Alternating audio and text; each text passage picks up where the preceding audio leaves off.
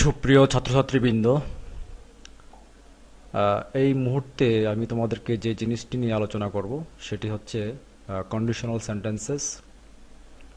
তোমরা জানো যে গ্রামারের একটি গুরুত্বপূর্ণ আহ, অধ্যায় হচ্ছে right use of verbs. Right use of ভার্বসের অতীব গুরুত্বপূর্ণ একটি সাবসেকশন হচ্ছে কন্ডিশনাল সেন্টেন্সেস। আমাদের ইংলিশ গ্রামারে কন্ডিশনাল সেন্টেন্সেস খুবই গুরুত্বপূর্ণ, এই কারণে যে আমরা কখনো কথা বলার সময় সবসময় দেখা যায় প্রায়ই একটি বা দুটি শর্ত আরোপ করে থাকি। যদি একটা কাজ হয় তাহলে কিভাবে হবে, যদি একটা কাজ না হয় তাহলে সেটা কেন হবে না, অথবা আহ, যদি একটা কিছু কাজ করো তাহলে কি হবে, একটা কাজ না করলে তখন কি হবে। এই ধরনের শর্তমূলক সেন্টেন্স বাংলা ভাষাতে যেমন আছে, ইংরেজি ভাষাতেও এ ধরনের কন্ডিশন থাকে। যদিও ইংলিশ গ্রামারে condition, first conditional, second conditional, third conditional নামে কোনো কন্ডিশনাল সেন্টেন্স নেই, তবু বাংলাদেশি গ্রামার রাইটাররা এটাকে তিনটি ভাগে ভাগ করেছে। প্রথমটি হচ্ছে first conditional, second second conditional, third conditional. তো আমরা দেখতে পাচ্ছি যে কন্ডিশনাল সেন্টেন্সের তিনটি ভাগ: first conditional, second conditional and third conditional.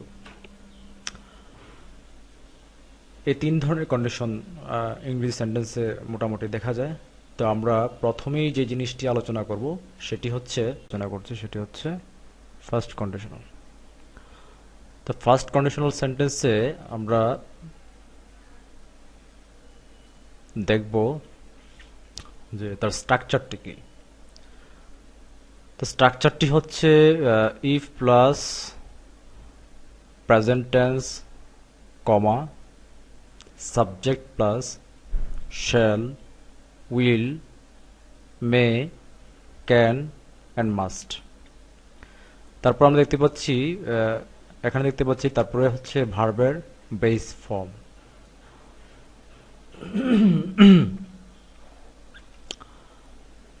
তো তোমরা দেখতে পাচ্ছ যে ফার্স্ট কন্ডিশনাল টেন্সের স্ট্রাকচার হচ্ছে if plus present tense plus subject plus shall, will, May, can, must plus ভার্বের বেস। অর্থাৎ বাম দিকে যদি ইফের পরে, ইফ মানে যদি, যদির পরে যদি প্রেজেন্ট টেন্স থাকে সেটা প্রেজেন্ট ইনডিফিনিট টেন্সে বেশি থাকে। তারপর ডান দিকে সাধারণত ফিউচার ইনডিফিনিট টেন্স হয়, অথবা তুমি এভাবে লিখতে পারো সাবজেক্ট প্লাস শ্যাল, শ্যাল অথবা উইল, মে, ক্যান অথবা মাস্ট। একটা জিনিস মনে রাখতে হবে, ইফ প্লাস প্রেজেন্ট ফর্ম যদি বসে, প্রেজেন্ট টেন্স যদি হয়, ডান দিকে ফিউচার ইনডিফিনিট টেন্স হতে পারে, আবার প্রেজেন্ট টেন্স হতে পারে। অর্থাৎ বাম দিকে প্রেজেন্ট টেন্স থাকলে ডান দিকে যে সবসময় ফিউচার ইনডিফিনিট টেন্স হবে, ব্যাপারটি তেমন নয়। ইফ দেখতে পাচ্ছ, ইফ রয়েছে, এখানে সাবজেক্ট, এখানে দেখতে পাচ্ছ ভার্ব, এখানে সাবজেক্ট, সূত্রের শেল, ভার্বের বেস ফর্ম। তো আমরা এখানে দেখছি ইফ বসছে, এখান থেকে শেল আসলো, ভার্বের বেস ফর্ম গো, গো হচ্ছে ভার্বের বেস ফর্ম। তাহলে এই হচ্ছে তোমার ফার্স্ট কন্ডিশনাল টেন্সের উদাহরণ। সেন্টেন্সটিকে এভাবে লেখা, ইফ ইউ কাম যদি প্রথমে থাকে তাহলে তারপরে একটি কমা দিতে হবে।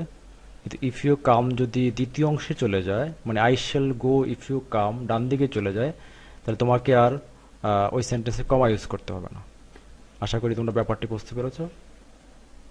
তোমাদেরকে অসংখ্য ধন্যবাদ। Thank you.